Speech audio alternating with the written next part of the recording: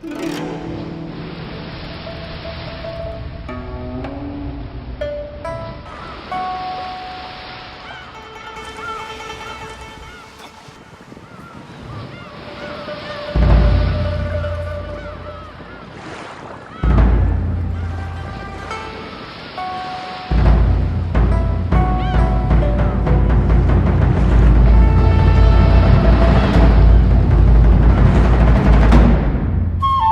term Kung Fu refers to the martial arts of China.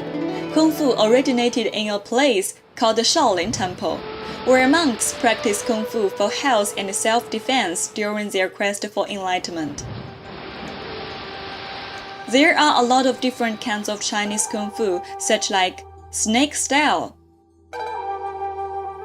drunken style, tiger style, and mantis style. Recently, due to the spirit of Chinese martial art culture has been spread very widely all over the world, more and more people in America choose to learn Kung Fu. I've been more stronger and I could defend myself more often. And I don't let anyone bully me anymore. If someone tries to attack me, then I can defend myself. That's why I protect my family. Leo is a Kung Fu teacher in San Francisco, and Kung Fu actually has become a part of his life. It's been almost 20 years since I started practicing martial arts at the age of 8. Though becoming a Kung Fu teacher wasn't Leo's initial aspiration. I like to perform on stage. In fact, my dream job was to be a martial arts actor. Leo became a theater actor in Beijing, and his show Kung Fu Dream was very successful. He went on a performance tour in the US and Canada, and by then, the play was supposed to get to Broadway. Either I stayed in Beijing with that play and then traveled to Chicago's Broadway the following year, or I'd come to the US to teach. During that time, I felt very uncertain. But one thing helped Leo made up his mind. The first time I performed in the US, I was practicing combat with a friend, when suddenly, his broadsword caught me by surprise and cut my head right here. I was rushed to the ER. Later, while I was lying in bed in the hospital, I kept thinking, well, now I'm hurt, but I am still young enough to bounce back quickly and keep practicing martial arts. But if I continue in this line of work, there's a good chance my body will not be able to do martial arts when I'm older. After that, Leo packed his bag and came to US to become a Kung Fu teacher. However, it was not so easy at first. I did think about it at the beginning, that I've been practicing martial arts for so many years, but now I spend my days teaching children. To be honest, I felt quite frustrated, and a thought kept constantly creeping back into my mind. I performed all the time in Beijing, where I received flowers and applauses. It made me kind of vain. But in America, I only had these kids. As you said, the skills involved in the teaching were those that you have mastered in the second year since you began to practice martial arts. Actually, all very basic movements like kicking, stretching, and shadow boxing.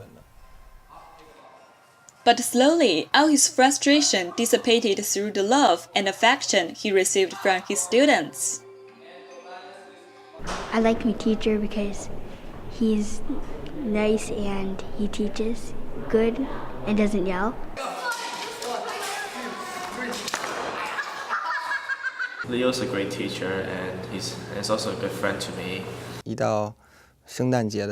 Every time Christmas rolled around, these kids will write to me in Chinese, like Merry Christmas to you, followed by their names, also in Chinese.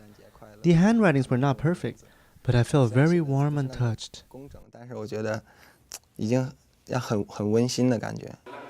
Her name is Grace Low, and she is 65 years old.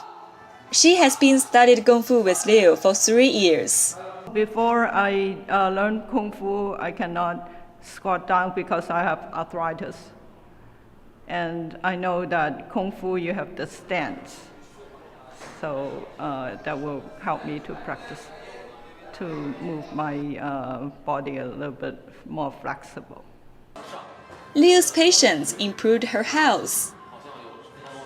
The good thing about him is that even though you are old and you cannot move too well, he catered the movement to you so that you can learn from beginning, from gradually, you can do a lot of move, like kicking. Before I cannot kick, and now I can kick pretty good. Along with the Kung Fu lessons, Liu is also teaching his students Mandarin and Chinese culture. I've been teaching them some simple Chinese after every session. I will ask them to say, learn Kung Fu, no fighting, and for self-defense. Martial arts is a part of Chinese traditional culture. As a Chinese, I think when teaching martial arts in the US, I have the responsibility to pass on something more. Not only martial arts itself, but the culture and the language.